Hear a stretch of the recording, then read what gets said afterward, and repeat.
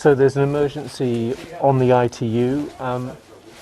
The head of critical care was seeing via walkie-talkie whether he could give a second opinion. Yeah, do you want it off and done and come in? But he needs to be there, so the full kit has to be put on. It is completely unimaginable, and we're not at the peak yet. This is the front line in a war. Apart from 2 patients, every patient we're looking after has got COVID. We can't cope with a big spike, we just can't. Every day, some battles are won Is one of the doctors here? and some are lost. So it's below 75 and actually for the HLE was changed. All the patients here are critically ill. We're planning for many more patients, so all our theatres to be full of COVID patients and possibly beyond. It is, none of us have ever seen anything like this. This used to be a recovery area for patients after surgery. Now it's an intensive care unit for COVID-19 patients. A huge part of the hospital has been transformed in order to deal with coronavirus. I've been in intensive care nursing for about 23 years now, and I've never seen anything like this. Even the London bombings, I've never seen it in such a short, condensed period of time. Many of the patients here are elderly or have underlying health problems, but not all. I think perhaps I was a bit naive when we started. I'd assumed that it would be the older and the sicker. In here we've got a mixture from people in their 40s to people in their 70s. A lot of them have got high blood pressure and diabetes or a bit of respiratory disease. But some of them are coming through who are young and fit.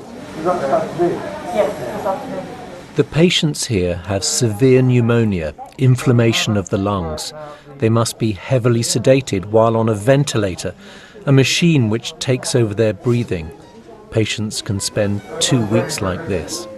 Many drugs are being tested, but there is as yet no proven treatment for coronavirus.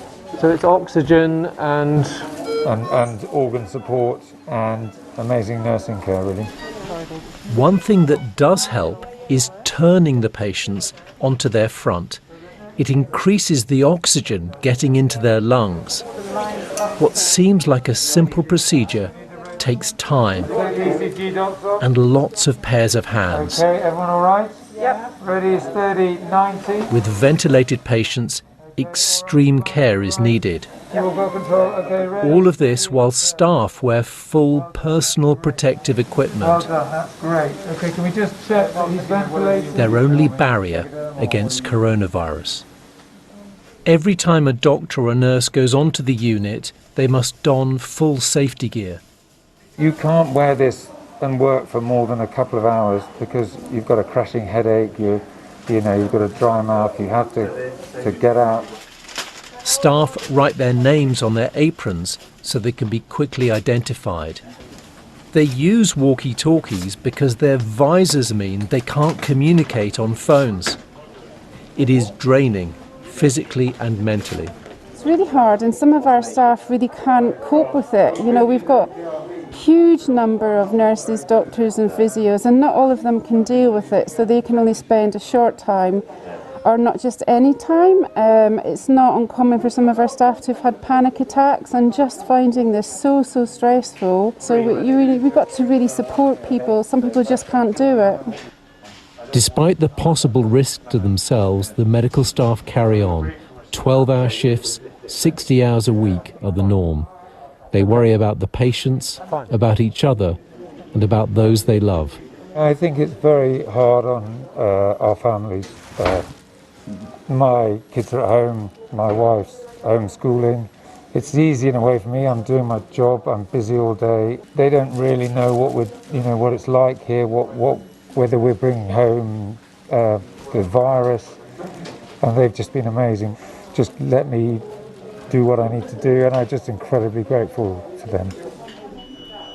What is striking here is the sense of calm. In the face of adversity, doctors and nurses simply get on with the job. The staff here are dealing with the biggest challenge ever faced by the NHS. They can save many of the patients, but sadly not all of them. And still, more patients keep coming every day. And no one is sure how long this will last. For now, they can cope, but that depends on all of us playing our part. What is your message to people watching or listening to this? If people don't stay at home and they sneak out, this is going to continue to happen, and our staff are going to be exposed for longer. We're not going to have the equipment to do the best that we can by everybody who needs it.